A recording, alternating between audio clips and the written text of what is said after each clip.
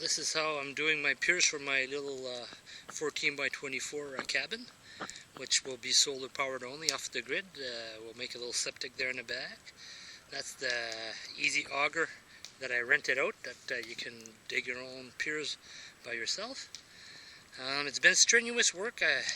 There's still a bit of frost in places, so I'm making little campfires on top of it, and then it takes about half an hour, then I can dig through it. But this is the beginning of our little cabin where we'll be living.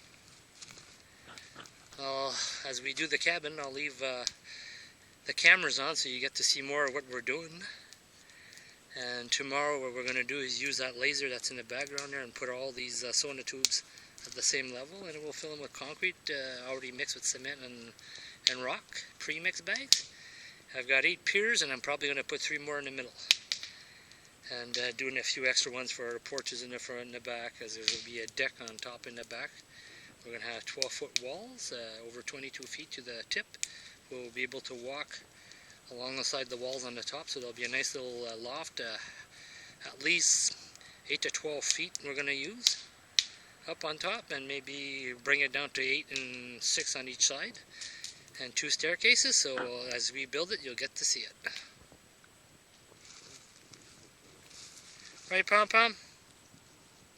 You like it? Oh, you found some nanoms.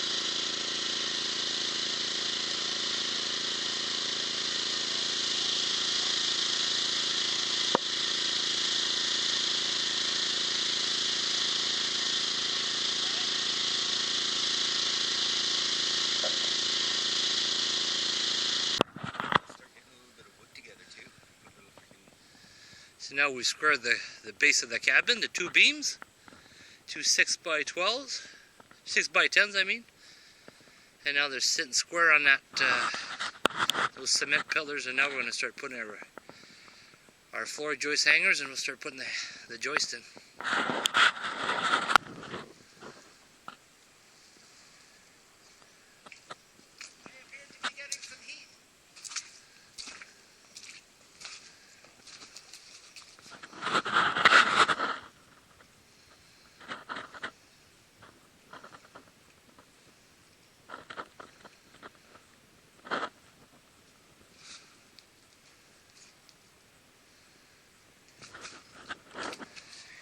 These beam have a 2x10, a piece of plywood that's been screwed and glued with we call super glue.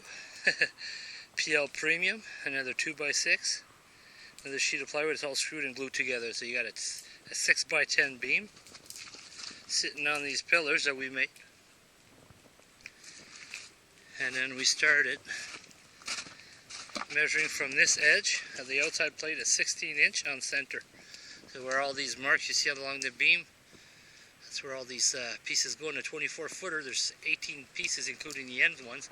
But we're going to be tripling up these ones also, like the outer beam, but better be overbuilt than not.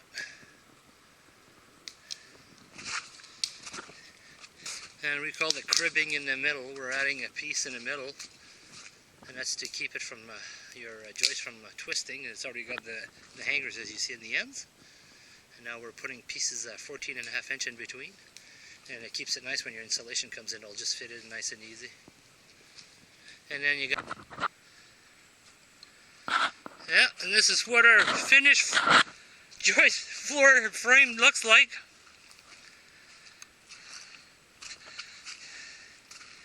Here we made a 6x10, like a 2x10 plywood, 2x10 plywood, 2x10, screwed and glued. We glued this double plate, but we're going to add another section to it. That's what it should look like when you're done on center, 16 on center. And this is for a 14x24 cabin with a loft. Heavy duty beams, we got over 13 piers, almost 16 roof. There we go. A little bit of trenching. It's snowing in northern Ontario.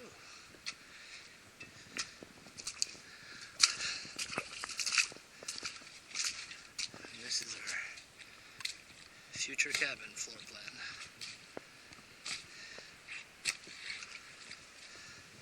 And this pretty much took us the day to do this today.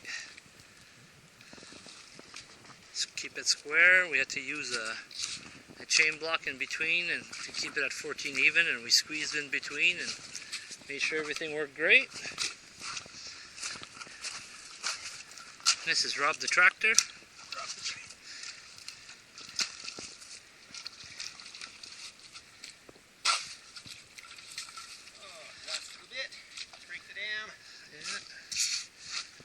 This is what our future place looks like.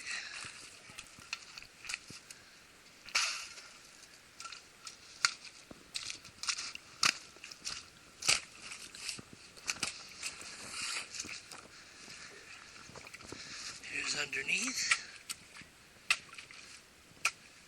I got some more cement pillars underneath the sand there for better support.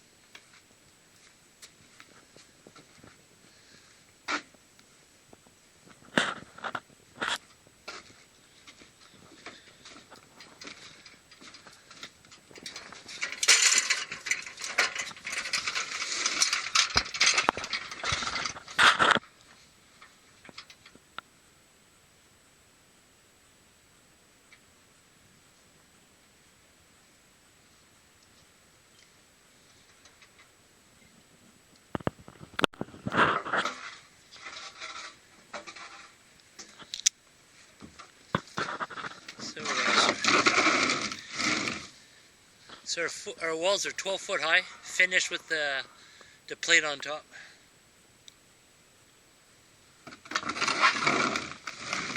Mr. Worker Bee, and there's the persuader.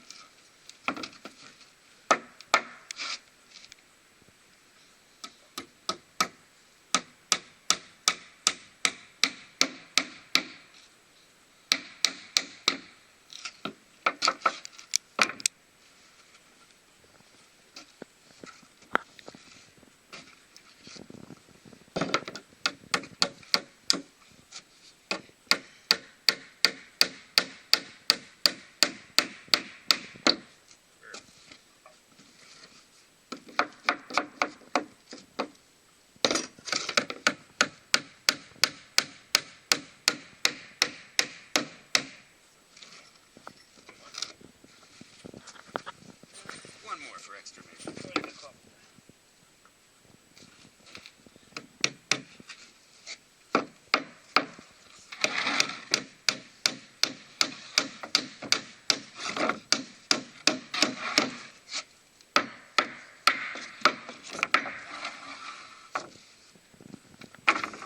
Okay, and those are what, 139 3/8? 3/8. It's nice knowing you. Where's the top one again?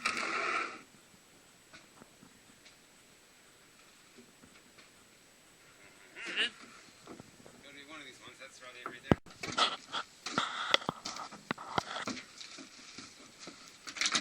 That'd be good, eh? Now we'll see what it feels like to be inside the cabin. Just the walls.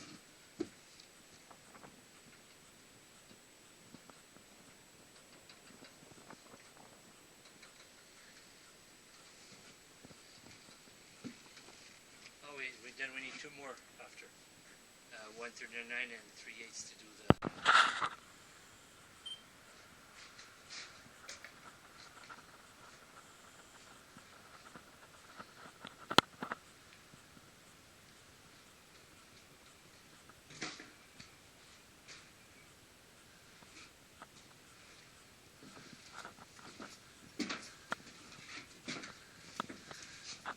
You know what'd be nice, Jerry? Get some sand. Put it in the front? Put it in front here just to fill this trench and get all this shit out of here.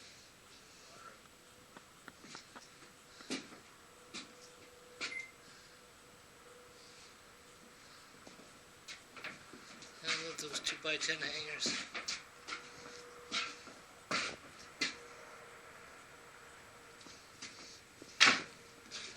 Put insulation in here.